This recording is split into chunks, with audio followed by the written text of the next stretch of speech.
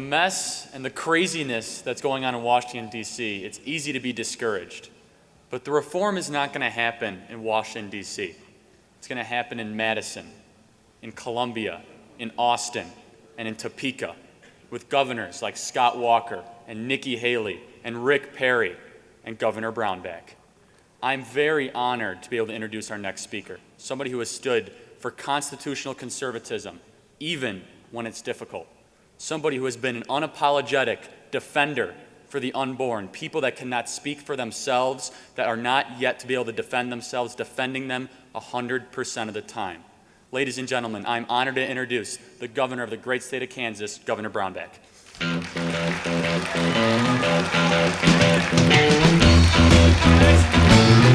How's everybody?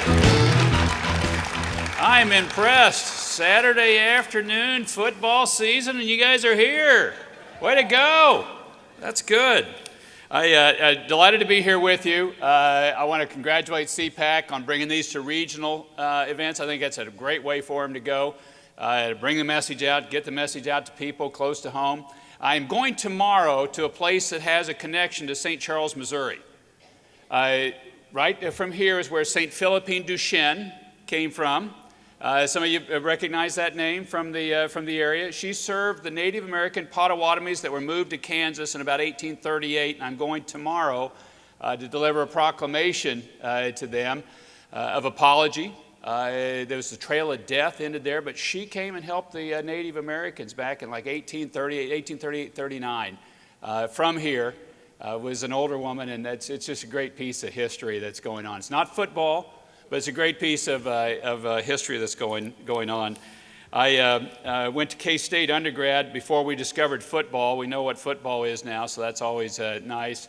But before that period of time, they had a bumper sticker out at one point in time that had I-70 K-State nothing, because we hadn't figured out really quite what football was. I want to get right to the point of it. What I think we need to talk about, the country is going to be choosing a path in the future. It's choosing one now through the states. You change America by changing states. My example on this is welfare reform. Ronald Reagan tried to get welfare reform through, didn't get it done. It wasn't until Wisconsin and Michigan did welfare reform that migrated federally.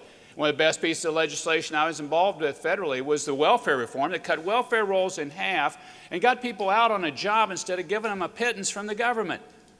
This was a great thing that happened, but it wasn't until the states had changed it and showed that this is the way to do it. Well, right now you got two models going on across America. You got a red state model and you got a blue state model. And these are happening right now in front of you. And the red state model is about lower taxes, less government, family values. It's about us being America again. That's that model we're pursuing. There's a blue state model that says, well, we need higher taxes and we need more government. And this is a way that we think you should go. And you got states pursuing that model as well. And one of these systems, one of these models will win and will migrate to Washington. One of these systems, one of these ways will win.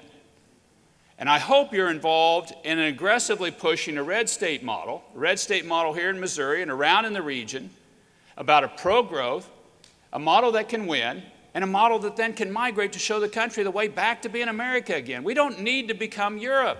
We just need to be America again. That's what we need to do as a nation. And it's what we can do as a nation. We got to do it through principles, our principles that connect to the heart. It can't be mental principles. It's got to be things that connect to the heart. So it's things that care for people. Like what we've done on Medicaid, changed the system into an integrated care system and are taking more people on and offering more services. So like for instance, right now, we offer now a bariatric service in our Medicaid system when we went to this integrated care system that also is saving us $1 billion over a 5-year period in the state of Kansas. We offer bariatric service. Why? I went and met with this lady that works with 180 clients, and she has 5 people that weigh over 500 pounds in that group. One is over 600 in her mid-20s, and her heart's too weak to be able to get a bariatric surgery. The heart's too weak. Well, this is something that cares. This is saying, you know, look, people need this help, and we're going to help them, but we're going to do it in a way that it actually works.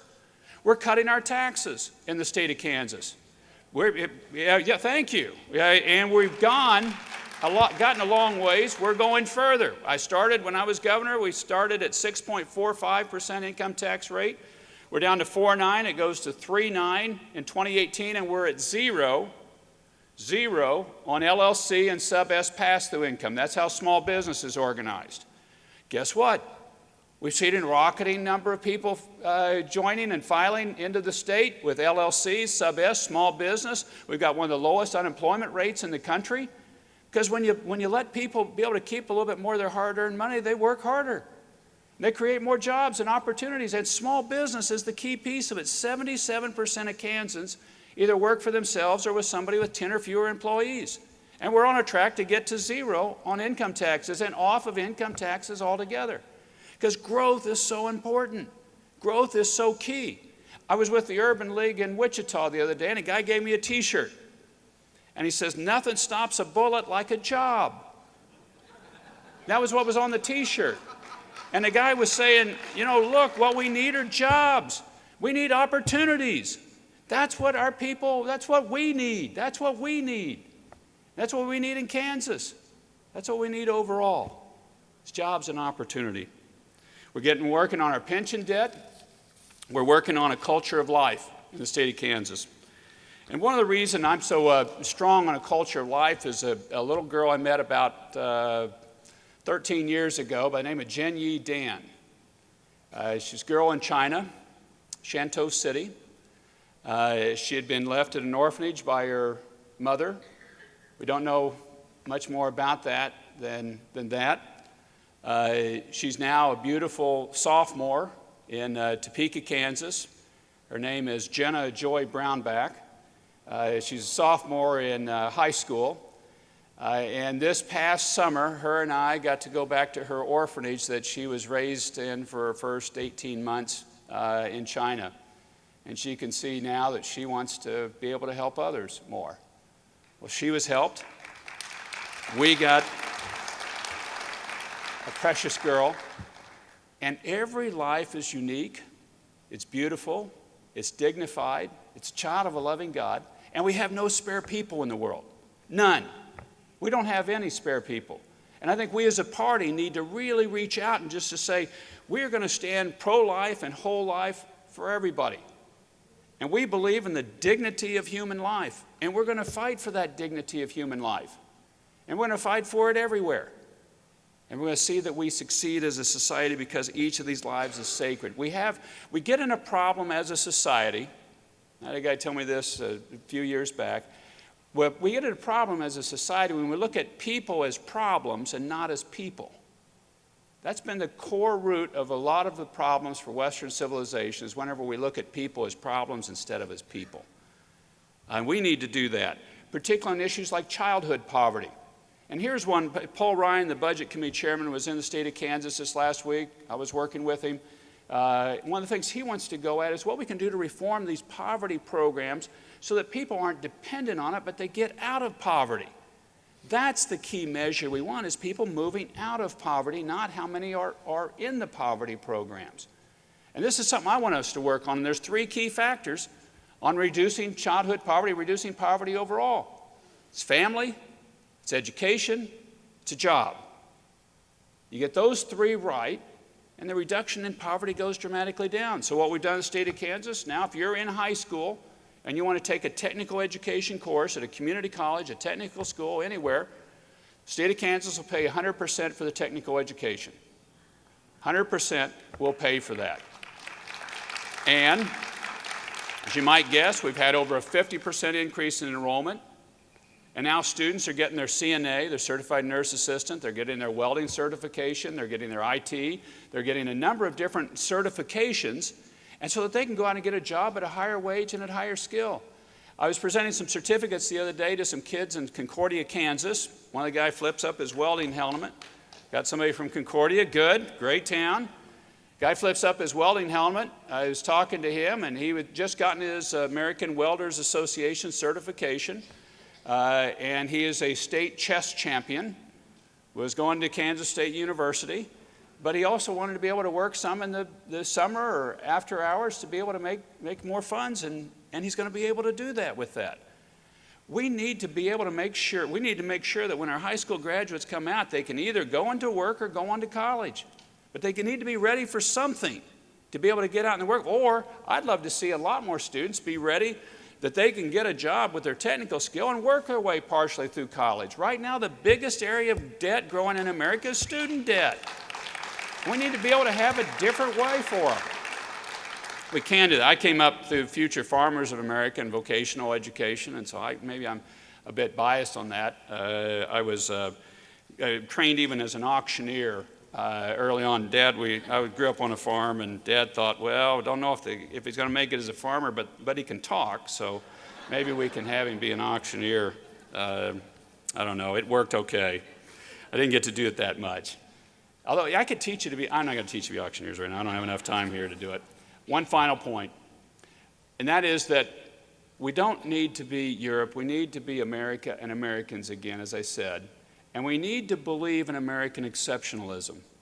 Now, I know Vladimir Putin has a question about American exceptionalism. I don't go to him for authority on American exceptionalism. I think the American people are the authority on American exceptionalism.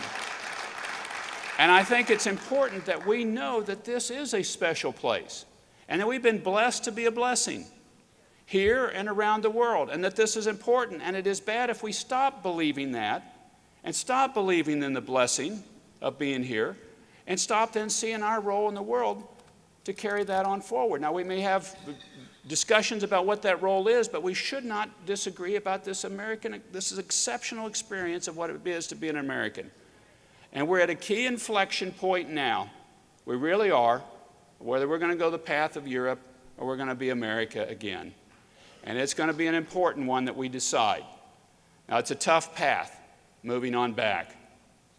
I want to tell one quick story on this. A friend of mine a couple years ago lost both a child and a grandchild in the same year to accidents. Both were killed.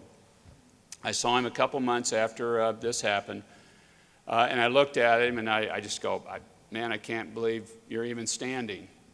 I mean, to me, to lose a child and a grandchild, this is unfathomable. And he was, how are you even standing? And he said, when you have something like that happen, you can either get bitter or you can get better. You can choose one of the others. You can say, look, this shouldn't have happened. I hate it. I'm just going to be bitter and mad about it. Or you can say, look, this shouldn't have happened. I don't like it. But how do I get better? How do we get better? You will get either bitter or you will get better. And I think that's what we have to look at our challenge today. I'm going to be mad that the election didn't go the way I wanted it to. I'm going to be mad about that. The country didn't choose the path I wanted it to do. I'm just going to be bitter about it. Or we can say, what do we need to do to get better? And that's what, to me, these meetings are about, or what your last panel was about on immigration. This is a tough topic. But what do we do to move on forward? How do we get better? Final little story. A friend of mine worked with Mother Teresa years ago. I got to meet her last trip to the United States. He saw her before she was famous and Mother Teresa going around the neighborhood trying to collect a few pennies, a few coins for her orphanage in India. Saw her go up to a door, knock on the door, ask for money. The guy saw her, who she was, and spit in her face. And she stood there, and he would tell me about this. He saw her wipe her face with her habit. She said, okay, that's for me and for what you saw in me, but I still need something for the kids.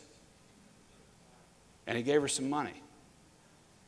And I thought, what a beautiful statement even for many of us.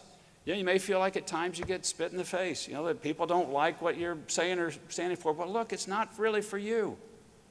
It's for somebody else. It's so this country can continue to be great. It's so that your children and grandchildren can have opportunities that you've had, that you dream for them. So it isn't about us. It's about the next folks coming up. It's about this country being an exceptional nation and being a blessing, blessed to be a blessing. And we can do it. We can do it. We are going to see an American Renaissance, a rebirth, a renewal. There's going to be difficulty in getting there. It's going to need ideas and passion from the heart, and people caring from the heart for this to happen.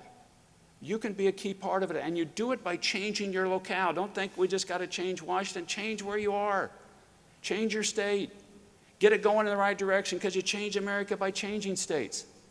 Do it here. Do it now. Work effectively. Pray for the future of your country and your leaders. And then lean in and act.